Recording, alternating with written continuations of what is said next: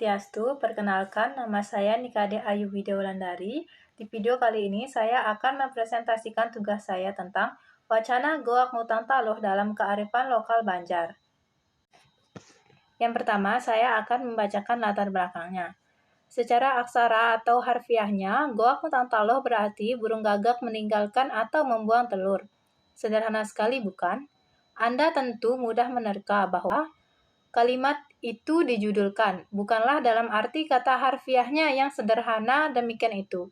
Lebih-lebih dalam serial butir-butir berceceran kita ini. Lalu, dalam status dan artinya selaku apa?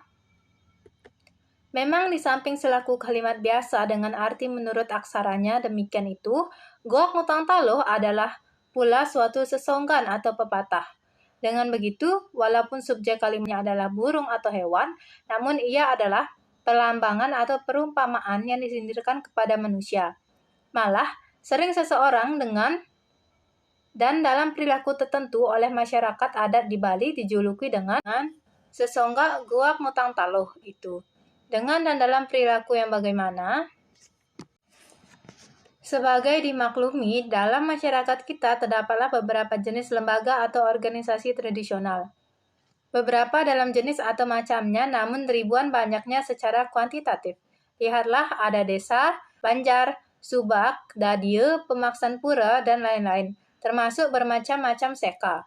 Semua lembaga atau organisasi itu umumnya diakui adanya serta dihormati eksistensinya. Hak dan miliknya oleh masyarakat. Bahkan bila diambil banding dengan ketentuan tata negara modern oleh negara tradisional atau kerajaan-kerajaan Hindu pada masanya, lembaga-lembaga tersebut diakui sebagai suatu badan hukum. Diakui demikian itu bukan dengan tata cara administratif atau formal, melainkan dengan perilaku real yang ditimpakan terhadapnya. Misalnya, Kelihan dan prajurunya diakui sah selaku wakil lembaga sebagai kesatuan. Tanah, sawah, bangunan, uang, kas, dan lain-lain miliknya diakui pula sebagai milik organisasi itu selaku satu subjek. Manca, Punggawa, Sedahan termasuk kerta atau aparat-aparat dan peradilan pemerintahan tradisional tak pernah menganggap bahwa sawah Banjar misalnya selaku milik Idakdak, Itampul, dan lain-lain person-person warganya. Demikianlah status lembaga atau organisasi tradisional kita, terutama dalam lingkungannya lah sesonggak Goak Mutang Taloh dipergunakan. Betapa perwujudannya? Suatu Banjar misalnya kadang-kadang mengadakan pula pembagian harta benda miliknya seperti padi, uang, dan sebagainya, antara sesama kepada keramanya. Bila mana lembaga itu tidak punya urgensi untuk menggunakan harta itu bagi suatu tujuan, serta hal itu dikehendaki oleh paruman atau keramanya, demikian juga umumnya dengan organisasi-organisasi lainnya. Jelasnya, harta milik lembaga bisa dibagi oleh kerama dalam hal-hal tertentu, serta disepakati oleh paruman warganya, hingga setiap kerama memperoleh bagiannya. Tetapi, bila mana satu atau dua orang sebagian sangat kecil dari keramanya mau berhenti atau keluar dari pakraman atau keanggotaan, maka ia tidaklah akan diberi bagian-bagian haknya dari milik lembaganya. Ia hendaklah berani serta ikhlas meninggalkan bagiannya dalam milik organisasi tersebut. Ia hendaklah Goak Mutang Taloh selaku subjek, hendaklah ikhlas meninggalkan makanan kegemarannya. Ingat, burung gagak dengan telur. Dengan demikian, Goak Mutang Taloh bukanlah sekedar suatu sesonggan atau pepatah semata-mata, melainkan nama dari suatu hukum adat kita. Kemudian kita masuk ke rumusan masalah. Yang pertama, bagaimana bila seorang anggota Banjar keluar dari pakraman karena memiliki sebuah kepentingan sendiri, seperti ia telah menikah dan memilih untuk mengikuti istrinya atau sering dikenal dengan Sentana. Kemudian, bagaimana dengan dana yang sudah disetorkan oleh anggota yang keluar tersebut? Bagaimana pembukuan sistem informasi yang dapat dibuat atau disampaikan oleh anggota Banjar tersebut? Untuk yang pertama itu, dalam cerita Goak Mutang Taloh kan sudah disebutkan bahwa bila satu atau dua orang dari kerama berhenti dari pakraman, maka ia tidak akan mendapatkan bagian hak miliknya dalam organisasi atau Banjar tersebut. Walaupun aset itu masih milik pribadi saat masih menjadi anggota Banjar. Dan saat dia keluar, aset tersebut tidak akan dapat diambil karena aset tersebut itu sudah menjadi hak Banjar atau harta kas modal milik Banjar tersebut. Sehingga ia di sini harus ikhlas melepaskan semua dan tidak mendapatkan apapun atau ia disebut dengan goak hutang taloh. Kemudian bagaimana dana dengan yang sudah disetorkan oleh anggota Banjar yang keluar itu? Tentunya dananya itu akan masuk ke kas atau modal milik Banjar dan digunakan untuk keperluan serta kepentingan-kepentingan yang dibutuhkan oleh Banjar tersebut.